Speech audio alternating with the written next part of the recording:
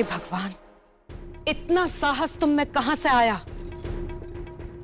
नेवालकर वंश की तलवार को हाथ लगाया तुमने?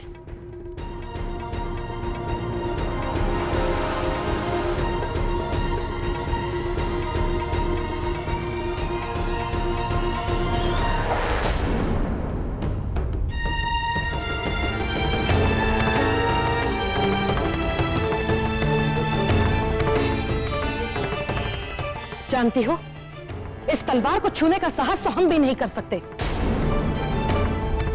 यहाँ की हर चीज का अपना एक इतिहास है। ये सुराही देखती हो, ये ईरान के शहंशाह ने खुद भेंट दी थी।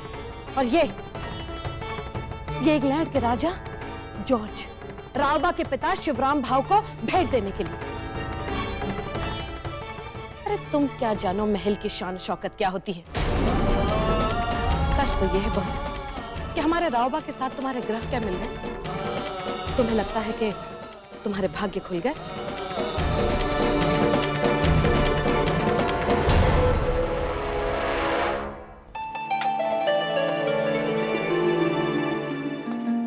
प्राची, आप तो हमारी महारानी का कक्ष जानती हो ना? हाँ। कृपा करके तात्या जी और इंदु को वहां लेकर जाएंगी? हाँ हाँ, आप लोग जाओ, हम यहीं प्रतीक्षा करते हैं।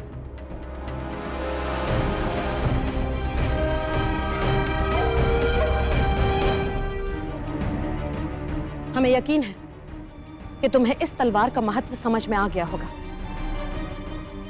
इस नेवालकर तलवार को तो क्या, किसी भी तलवार को हाथ नहीं लगाओगी। आज तुम्हें हमें यह वचन देना ही होगा।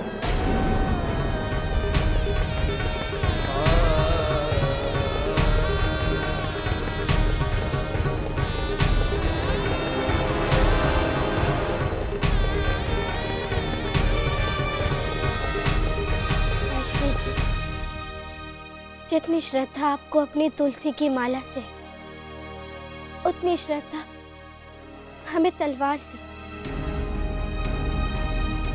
यदि आप ये माला त्याग दें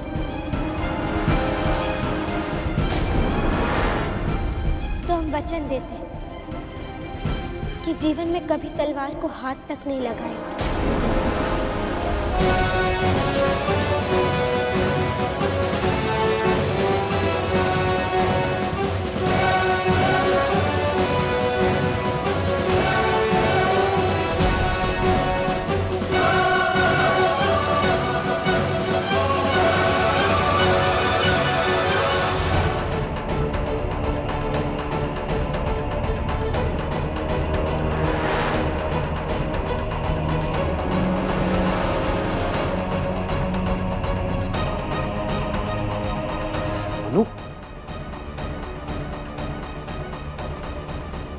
क्या हुआ?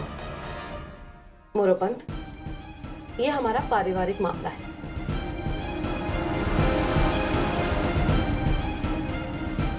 आवश्यकता नहीं है कि हर बात किसी को बताई जाए।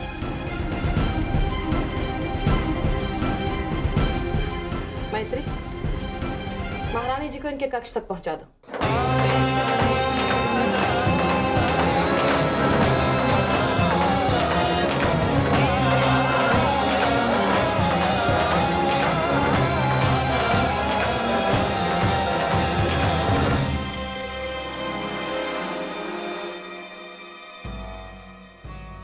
मोरोपंत जी, जाओ, अपनी पुत्री से भेंट कर लो। जी।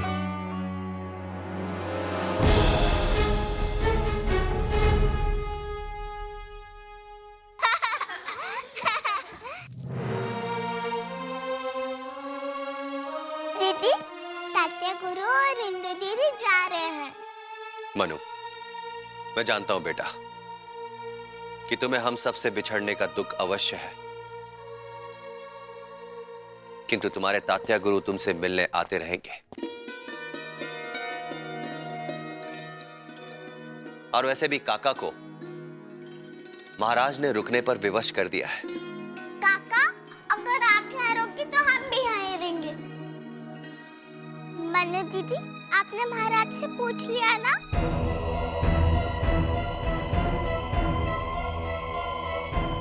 अच्छा बहू, बहू तुमने महाराज से इन लोगों के यहाँ रहने की बात कर भी ली? जी जी नहीं नहीं, हमारी तो महाराज से भेंट तक नहीं हुई। तो क्या, जब आ जाएंगे तब पूछ लेना।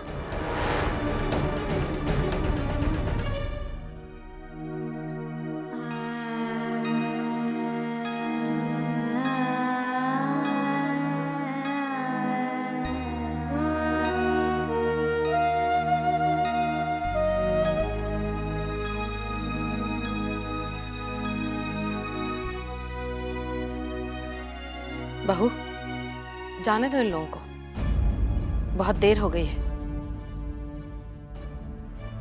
और वैसे भी रास्ता बहुत लंबा है। नहीं, हम मदर जी को छोड़ के नहीं जाएंगे, नहीं जाएंगे।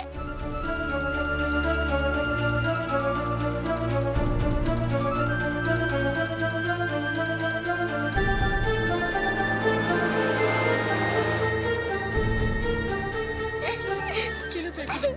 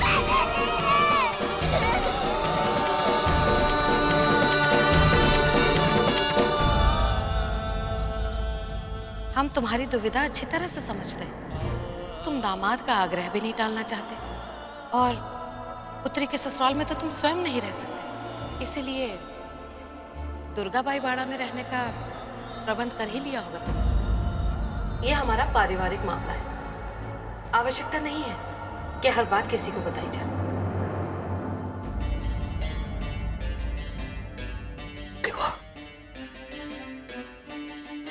बेटी के लिए रानी बनने के सपने देखते देखते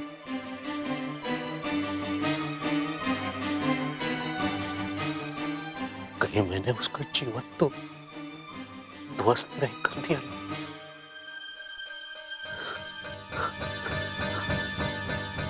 क्या कहीं भूल हो गई हमसे? हमने ऐसी कौन सी भूल की जो आप हमारे साथ ऐसा व्यवहार कर रही हैं? आखिर आप हमसे क्या चाहते हैं? तुम जानना चाहती हो कि हम क्या चाहते हैं? आओ हमारे साथ।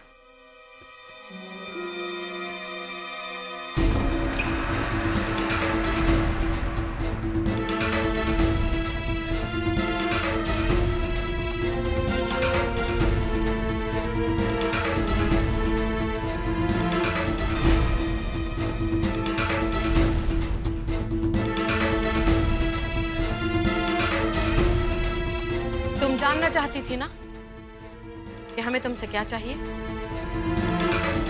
ये देखो, ये है रमाबाई, हमारे रावबा की पहली पत्नी।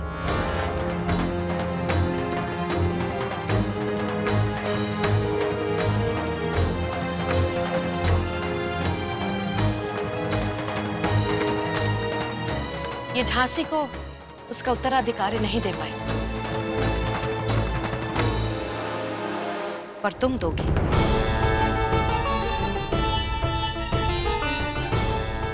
परंतु दुर्भाग्य से तुम्हारी आयु समस्या बन गई है। इसलिए जब तक कि तुम सर्वगुण संपन्न महारानी बनने के योग्य नहीं हो जाती, तुम्हारा प्रशिक्षण हम करेंगे। और रावबा ने यह अधिकार हमें दिया है।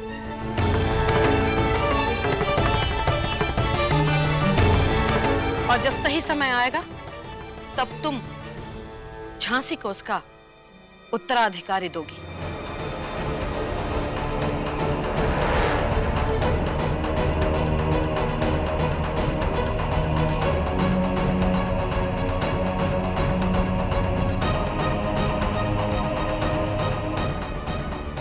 उत्तराधिकारी? सही समय? हाँ बहू, अगर तुम किसी राजसी परिवार से आई होती तो हमें ये सब कुछ समझाना नहीं पड़ता। सच्चाई तो यह है कि जीवन में पहली बार तुमने महल की भव्यता, ऐश्वर्य और सम्मान मिला है। इसीलिए तुम्हारे पांव भूमि पर नहीं। अब एक बात तुम ध्यान से सुन लो। जब तक तुम झांसी को उसका उत्तराधिकारी देने के योग्य नहीं हो जाती, तुम्हें एक महारानी की गरिमा के अनुरूप नियमों का सख्ती से पालन करना होगा। और वो नियम क्या है बहू, ये हम तुम्हें बताएंगे। इसके अतिरिक्त तुम्हें तो ये भी नहीं मालूम कि एक पत्नी अपनी पति के सुख दुख की भागीदार होती है। घर के चौखट के बाहर पांव नहीं रखती, पति के प्रति समर्पित रहती है, उसके खान पान का ध्यान रखती है। पति के चरणों की धूल ही पत्नी के ललाट पर श्रृंगार होती है। पत्नी ही पति को संतान देती है। यही औरत की नियति होती है। फिर इसमें कोई अंतर नहीं होता कि एक औरत साधारण स्त्री है या कोई महारानी। समझ गई तुम?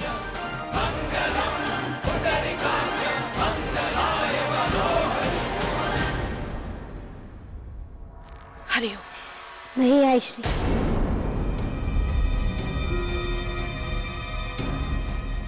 हमारा लालन पालन बिठुर के श्रीमान सरकार पेशवा बाजीराव के महल में हुआ है, जहां हमारे आजोबा और बाबा ने यही सिखाया कि अपाला, गार्गी, हाना और पन्ना थाई के देशों में औरतों की केवल यही नियति नहीं होती। बहू, पुरुष केवल ऐसी ही कथाएं सुनाकर बच्चों को शिक्षित करने का प्रयास करते हैं, परंतु आचरण तो एक औरत ही सिखाती है। और एक स्त्री का चरित्र मां के आंचल से ही निर्मित होता है। परंतु दुर्भाग्य कि तुम्हारी तो मां ही नहीं है।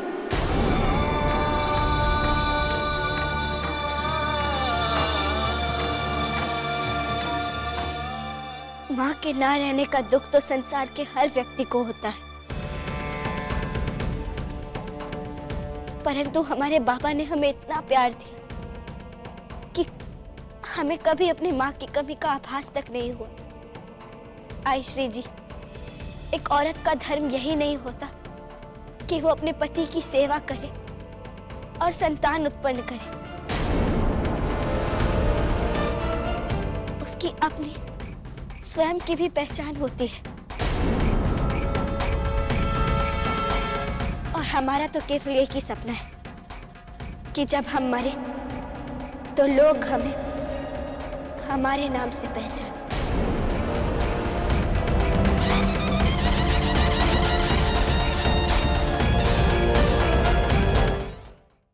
और हमारा तो केवल एक ही सपना है कि जब हम मरे तो लोग हमें हमारे नाम से पहचाने।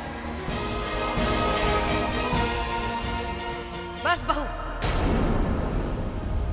बहुत हो गया। कोई भी औरत किसी पुरुष के सहयोग के बिना कुछ नहीं कर सकती। ये आपके विचार है आयश्री जी, हमारे नहीं।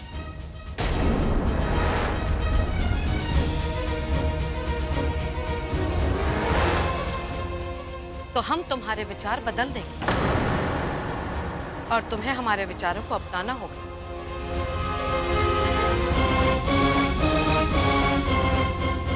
दासियों, जी आयश्री। महारानी को इनके कक्ष तक ले जाओ और ध्यान रहे, इन्हें अपनी किसी भी आवश्यकता के लिए कक्ष से बाहर ना आना पड़े।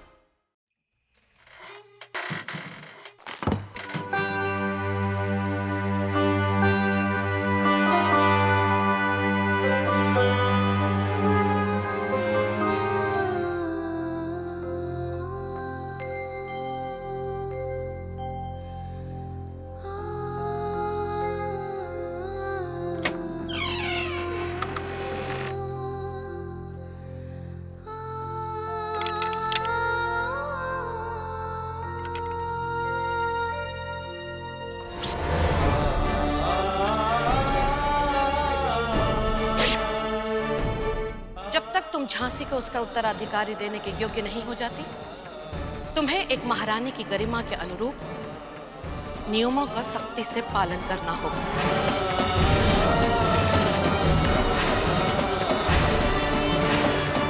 एक पत्नी अपने पति के सुख दुख की भागीदार होती है, घर के चौखट के बाहर पांव नहीं रखती।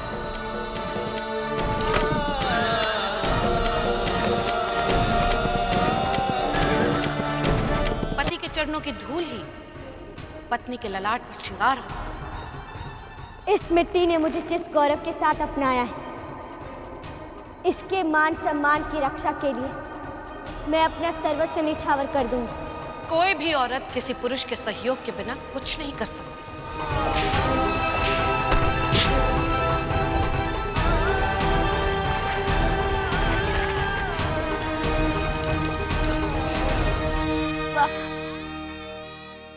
आप तो कहते थे कि हम इतिहास रचेंगे, परंतु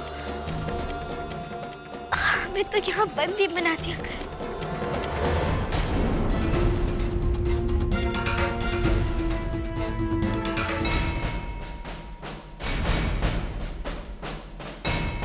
नहीं बाबा, बड़े कणिका घुट घुट कर नहीं जिएगी। वो अपने नए नाम लक्ष्मीबाई के साथ अपने भाग्य की रेखाएं भी आने वाले कल में अंकित करेंगी। किसी विद्वान ने सही कहा है, हम स्वयं अपने भाग्य के रचयिता हैं और अपने आत्मा के सारथी।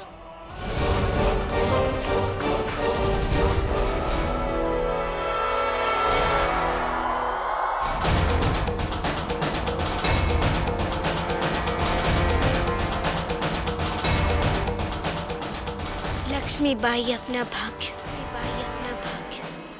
स्वयं लिखेगी।